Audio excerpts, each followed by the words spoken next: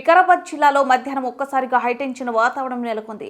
మెయిన్గా దుధ్యాల మండలం లగచెర్ల గ్రామంలోని ప్రజలు తమ పొలాలను ఫార్మా కంపెనీలకు ఇచ్చేదే లేదంటూ కలెక్టర్తో వాగ్వాదానికి దిగారు. అంతేకాకుండా కలెక్టర్ ప్రతీక్ జైన్ వాహనంపై రాళ్లు కర్రలతో దాడి సైతం చేశారు.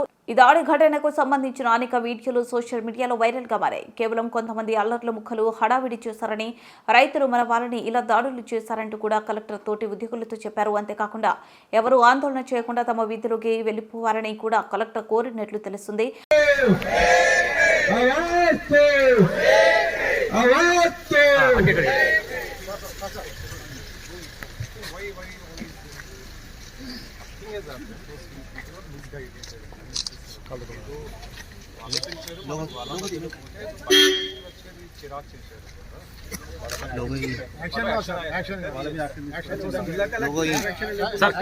అలాగే ఏం లేదు. జిల్లా కలెక్టర్ కి ప్రొటెక్షన్ స్కూల్ ఉంది.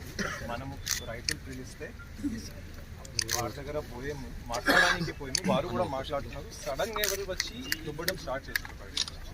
ఎవరు వాళ్ళు జావాలు చేస్తారు.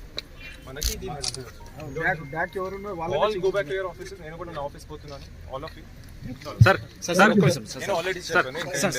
ప్లీజ్ సార్ అక్కడ జరిగిన దాడి గురించి చెప్పండి. అసలు ఏం జరిగింది? దాడి